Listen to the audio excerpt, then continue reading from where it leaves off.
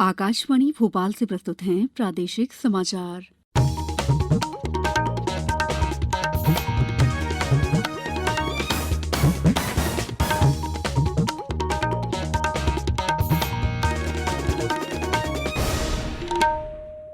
नमस्कार, समाचारों के साथ मैं दीपा सिंह। पहले मुख्य समाचार। प्रधानमंत्री नरेंद्र मोदी कल करेंगे कोविड-19 टीकाकरण कार्यक्रम की शुरुआत, सभी तैयारियां पूरी। प्रदेश में भी कल से 3 चरणों में चलाया जाएगा टीकाकरण अभियान। मुख्यमंत्री शिवराज सिंह चौहान सिंगरौली से करेंगे शुभारंभ। अयोध्या में श्रीराम मंदिर निर्माण के लिए धन संग्रह अभियान आज से प्रारंभ। भोपाल में मुख्यमंत्री ने भेंट की सहयोग राशि। और प्रधानमंत्री की कौशल विकास योजना का तीसरा चरण देश के 600 जिलों में शुरू। अब समाचार विस्तार से। प्रधानमंत्री नरेंद्र मोदी कल सवेरे वीडियो कॉन्फ्रेंस के जरिए विश्व के सबसे बड़े कोविड-19 टीकाकरण कार्यक्रम की शुरुआत करेंगे।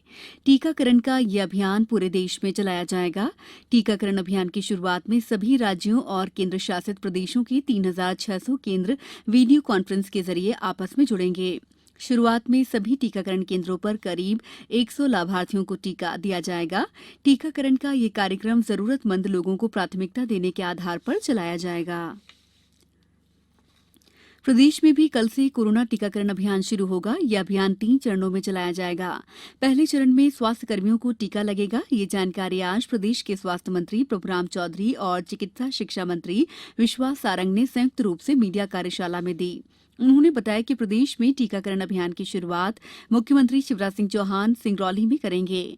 वहीं भोपाल में कोरोना टीकाकरण की शुरुआत स्वास्थ्य मंत्री प्रभुराम चौधरी और वे स्वयं करेंगे। कार्यशाला में चिकित्सा शिक्षा मंत्री विश्वास सारंग ने कहा है कि देश में कोरोना टीके की खोज, उसका निर्माण और समय पर उसकी उपलब्धता प्रधानमंत्री की आत्मनिर्भर भारत की संकल्पना के आधार पर साकार होने का उदाहरण है। प्रदेश के स्वास्थ्य मंत्री प्रभुराम चौधरी ने बताया कि टीकाकरण अभियान की निगरानी के लिए राज्य स्तरीय कमांड सिस्टम बनाया गया है। उन्होंने जानकारी दी है कि जिस वैक्सीन की एक्सपायरी पहले होने वाली होगी उसे पहले लगाया जाएगा। श्री चौधरी ने लोगों से आग्रह किया है कि कोरोना टीकाकरण के बारे में किए जा रहे दुष्प्रचार से बचने की जरूरत है और टीकाकरण अभियान में सहभागिता करके सकारात्मक वातावरण बनाने की जरूरत है।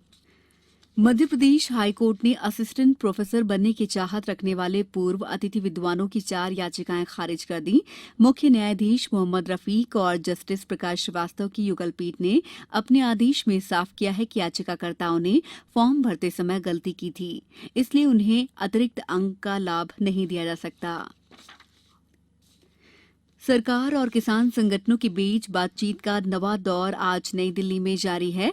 मीडिया से बातचीत में कृषि मंत्री नरेंद्र सिंह तोमर ने किसानों की शिकायतें सुनने के लिए उच्चतम न्यायालय की समिति गठित करने के फैसले का स्वागत किया है।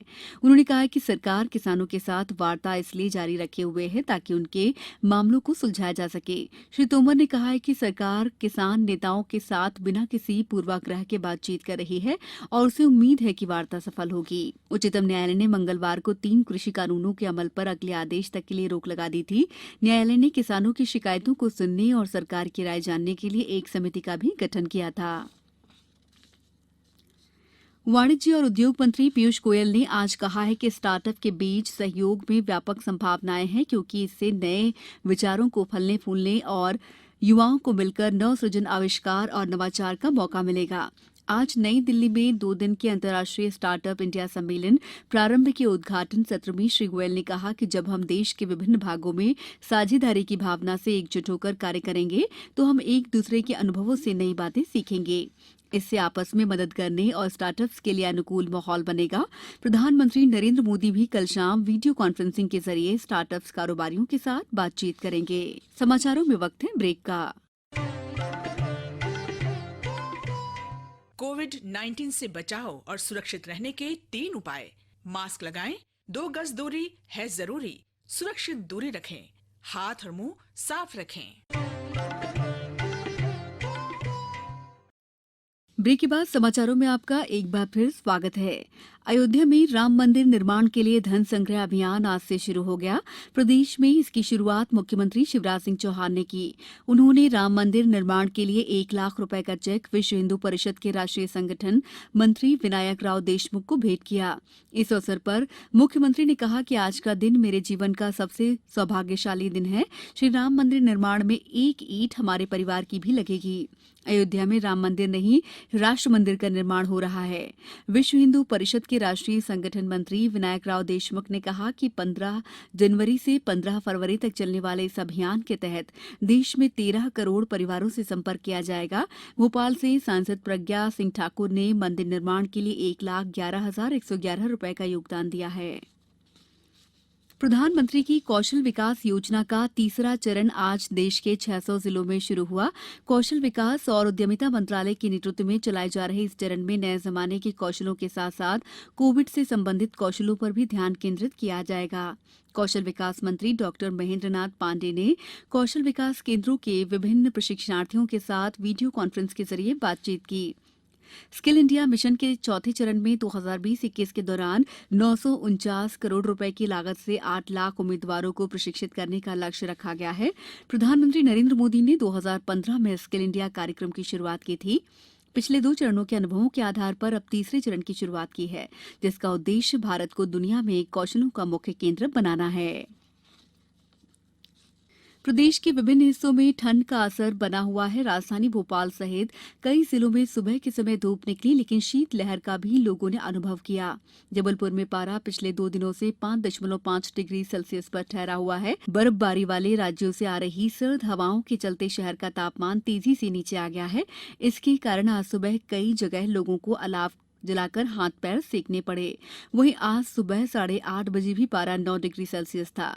मौसम विभाग के मुताबिक सुबह 2 किलोमीटर की रफ्तार से दक्षिणी हवा चल रही थी। इसकी वजह से दिन का तापमान कुछ ऊपर जाने का अनुमान व्यक्त किया जा रहा है। मुरैना में ठंड का असर बना हुआ है। आज सुबह का तापमान 5 डिग्री पर पहुंच गया। अब कुछ समाचार संक्षेप में। राज्य स्तरीय जांच दल ने माना है कि मुरैना में जहरीली शराब के सेवन से मौतें हुई हैं। मृतकों की विसरा रिपोर्ट आने के बाद घटना के कारणों का पता चल सकेगा। जांच दल ने मानपुर पहावली गांव में मृतक परिजनों से मुलाकात की और जिला अस्पताल में इलाज करा रहे लोगों से भी पूछताछ की है। शिवपुरी जिले में 25 जनवरी से समर्थन मूल्य पर गेहूं उपार्जन के लिए पंजीयन शुरू होगा। संसद का बजट सत्र इस महीने की 29 तारीख से शुरू होगा। राष्ट्रपति रामनाथ कोविंद द्वारा दोनों सदनों की संयुक्त बैठक के संबोधन के बाद बजट सत्र की शुरुआत होगी। 1 फरवरी को केंद्रीय बजट पेश किया जाएगा। अंत में मुख्य समाचार एक बार फिर। प्रधानमंत्री नरेंद्र मोदी कल करेंगे कोविड-19 टीकाकरण कार्यक्रम की शुरुआत। सभी तैयारियां पूरी। प्रदेश में भी कल से 3 चरणों में चलाया जाएगा टीकाकरण अभियान। मुख्यमंत्री शिवराज सिंह चौहान सिंगरौली से करेंगे शुभारंभ। अयोध्या में श्री राम मंदिर निर्माण के लिए धन संग्रह अभियान आज से प्रारंभ। भोपाल में मुख्यमंत्री ने भेंट की सहयोग राशि। और प्रधानमंत्री की कौशल विकास योजना का तीसरा चरण देश के 600 जिलों में शुरू। बुलेटिन के अंत में आप सभी से एक अपील, मास्क और 2 गज की दूरी, हाथ धोना भी है जरूरी। नमस्कार।